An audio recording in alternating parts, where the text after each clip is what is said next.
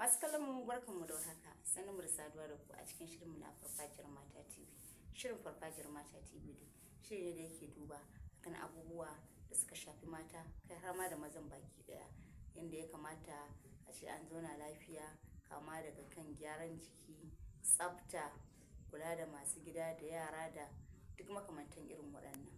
Kowanne wannan shirin namu na Farfajiyar Mata ya tabo. Ku dai ku shiga tagwayen tashoshin Farfajiyar Mata TV da kuma Na'isa TV, ku yi mana subscribing, ku danna mana ƙararrawar sanarwa inda da zarar mun ɗaura sabon abu kai tsaye zai zo gare ku, sannan ku yi mana liking ku kuma yi mana share. So kamar yadda muke ta bayani, ita Na'isa TV logo ɗinta shine alamar hoton kofar Na'isa. Farfajiyar Mata TV kuma da makaranta fa za ka ga ta fito da alamar hoto na mace a jiki da kunshi a hannunta, kaɗan ɗora ta rufe rabin fuskarta. So wannan shine alamomin channels ɗin namu guda biyu da suke a YouTube kenan. So muna magana ne a wancan karan, mun yi magana ne akan abin da ya shafi yanda yanayin ko a ce wani yake ɗaukar faɗansa idan ya ko ya ji haushi aka yi masa wani abu da ya ɓata masa rai, yanda maza suke ɗaukar fushi kenan idan an ɓata masa rai. Wani idan ransa ya ɓaci muka faɗa kamar cewa yana son ki yi magana, ko in yana faɗan an kula shi zai ga kamar cewa an raina shi, yana faɗa ana faɗa kamar yadda muka faɗa a wancan lokacin.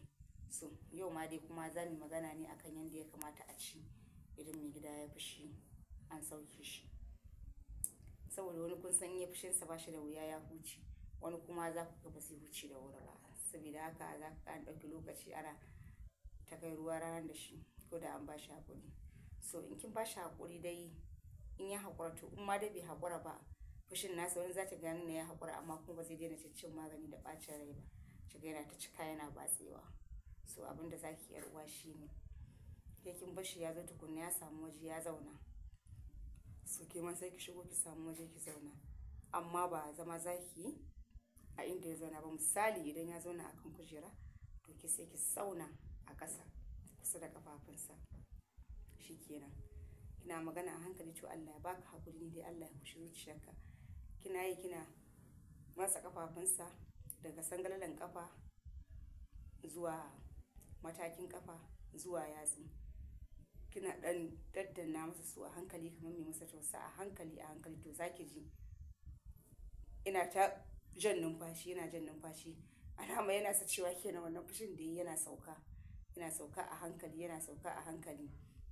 Ina ci gaba da matsa masa ƙafarsa da yatsunsa da tafin ƙafa a hankali a hankali, kina ɗan daddana kina matsa masa, ana ba shi haƙuri. To za ki ji yana ta huci, to sacewa yake wannan fushin nasa da yake sacewa a hankali.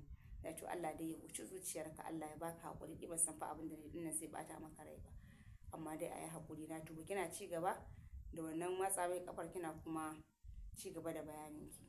To insha Allah za ki ji yana ta sacewa kamar irin kin kunna a ce ko taya haka kin buɗe tana sacewa, to za ki ji yana ta sacewa, fushin yana sauka a hankali.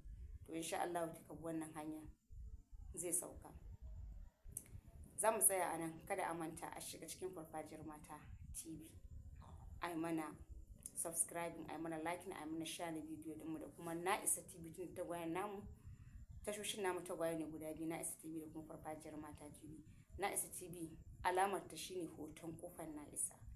Yauwa wannan shine. Muna godiya da sauraron shirin Farfajiyar Mata, sai kun ji mu a kashi na gaba. Mun gode.